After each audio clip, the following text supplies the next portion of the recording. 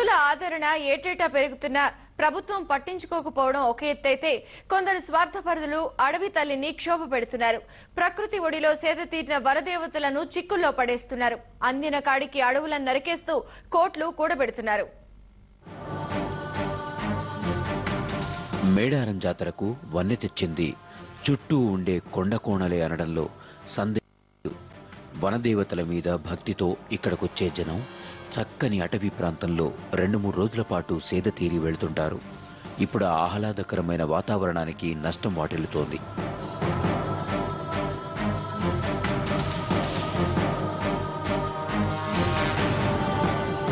అమాయకులైన గిరిజనులను, అటవీ సంపదను రక్షించుకోవడానికి వీరవనితలు సమ్మక్క సారమ్మలు ఆనాడు రాజులతో యుద్ధం చేసి వీరమరణం పొందారు.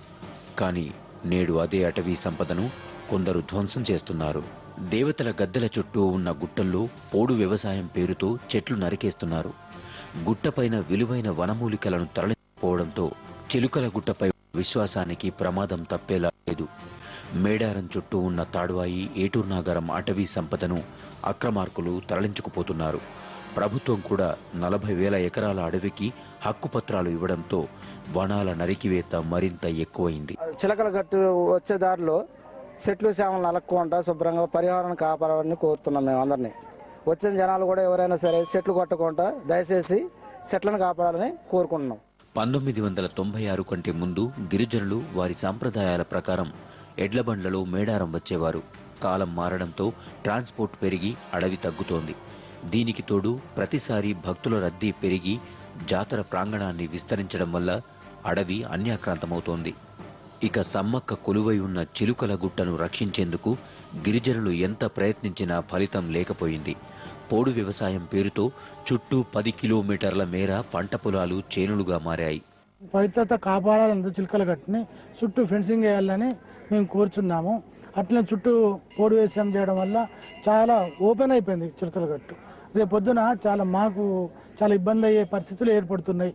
అందుకని చిలుకల గట్టు త్వరలో ఫెన్సింగ్ వేయాలనేది మేము గవర్నమెంట్ ఇంతకుముందు 10 సార్లు ప్రపోజల్ పెట్టినామండి. ప్రతి జాతరకు చెప్పడం జరుగుతున్నది. అధికారులకు, ఈ ఎన్విరాన్మెంట్ అధికారులు కూడా పట్టించుకోవడం లేదు. ఒక మాట చెప్పాలంటే వరంగల్ జిల్లా అధికారులు మాత్రం ఈ 2 నెలల సమయంలోనే అన్ని పనులు పూర్తి చేస్తామని, శాశ్వతంగా చేయాల్సిన పనులను మాత్రం వాయిదా వేస్తున్నట్లు చెబుతున్నారు. కొన్ని పనులకు టెండర్లు పిలిచామని, మరికొన్ని ఫైనాన్స్ క్లియరెన్స్ కోసం ఆగి ఉన్నట్లు చెప్పుకొస్తున్నారు. అటు పనులు జరగక ఇటు అటవీ ప్రాంతం కనుమరుగవుతుంటే అధికారులు శ్రద్ధ వహించకపోవడం విమర్శలకు తావిస్తోంది. కోట్లాది మంది భక్తుల మనోభావాలకు కొలువైన మేడారం అటవీ సంపదను కాపాడాలన్న డిమాండ్ చేస్తున్నారు. అధికారుల తీరు ఎలా ఉన్నా సౌకర్యాల కొరత కనిపిస్తున్న భక్తులు మాత్రం మేడారం జాతరకు సిద్ధమవుతున్నారు. 2-3 నెలల ముందు నుంచే ఏర్పాట్లు చేసుకుంటున్నారు. చల్లని తల్లిని దర్శించి బంగారంతో మొక్కులు చెల్లించుకునేందుకు రెడీ అవుతున్నారు. ఇది special focus details. Keep watching AP Andhra Jyothi. We report, you decide.